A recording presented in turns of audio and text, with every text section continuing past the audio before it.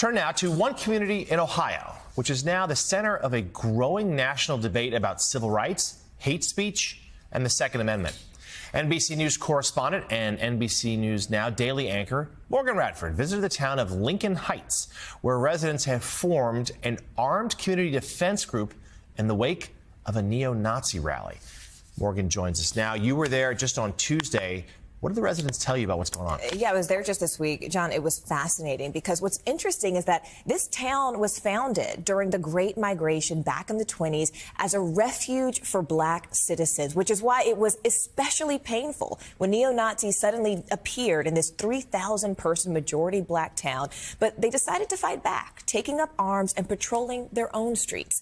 Now they're at the center of a much larger debate about protection and free speech and who gets it. These aren't police officers or soldiers. We're business owners, we're fathers, we're sons, daughters. These are civilians, members of the Lincoln Heights Safety and Watch program. It's a duty. Okay, let's go. The duty, protecting their neighborhood, the majority black village of Lincoln Heights, Ohio. After neo-Nazis held a rally here last month, carrying rifles, waving swastikas, and hurling racial slurs, just moments before children were let out of school. At the time, law enforcement officials said the neo-Nazis did not break any laws, but an investigation by county prosecutors is ongoing. Weeks later, the KKK came with these flyers. First African-American community above the Mason-Dixon line of staff. Safety and Watch Group spokesperson Durrance Daniels says the police did not do enough, which was more chilling because the town was founded in the 1920s as a safe haven for black residents. Lincoln Heights is our home. If somebody broke into your home, you call the police, and the police says, you know, if they do it again, we haven't broken any law, so we're just going to allow them to break into your home again. What would you do? Are you worried at all that having a potentially armed response could just create more friction, create more danger? I'll answer that by saying I've never felt safer as a black man in my community than I have right now. The mayor of Evendale, which oversees the police force that responded that day, said in a statement to NBC News, "Our emphasis on de-escalation and public safety resulted in the incident's resolution without injuries to any of the persons involved." But residents here say they can't afford to wait.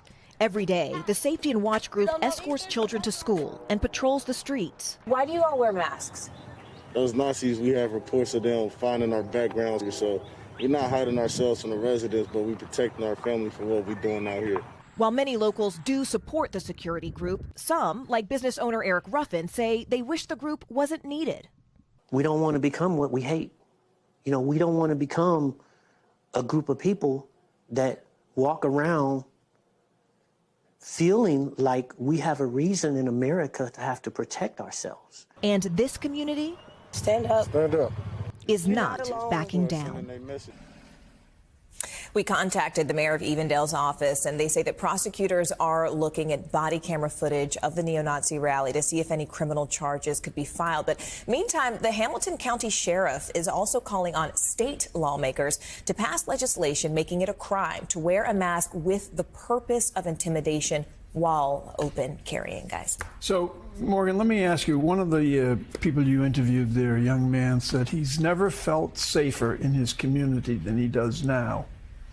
So this could have an impact nationwide, things like this. I mean, there is a contagion factor in safety. People always seek it. What did the mayor or anybody that you spoke to think about the contagion factor? Durrance, I don't want to speak for him, but after my conversation with him, I feel like I could confidently say he would say the contagion factor has already happened. Because when I asked, is this a reaction to a local moment or a national movement? And he said, look at January 6th. He said, you already have people felt emboldened to come here locally because of what they saw nationally. If you can hang from the building of the hallowed halls of the Capitol and then be pardoned, not be prosecuted, why don't you think you can come to a small village of African Americans, only 3,000 people? Morgan, does the group have any real authority? But as long as they stay within the confines of the law, they should be okay. It's a great question. You know, I asked that basically, are you stopping cars when they come in because you think someone looks suspicious? Is that, you know, profiling in its own sort of way? And they said, no. We are patently aware of what our rights are and what our limitations are. They said, we're not officers. What we do is we are trying to cooperate with the police department. So if we see suspicious activity, because remember the KKK came back with flyers just after this rally. So they're saying this is more of a defensive posture to deter people from entering our community and showing them, by virtue of our masks, by virtue of our guns, that you can't come here and we're not going to take this punch lying down. All right, important story, fascinating. NBC News correspondent and NBC News Now daily anchor Morgan Radford. Morgan, thank you. Good to see you.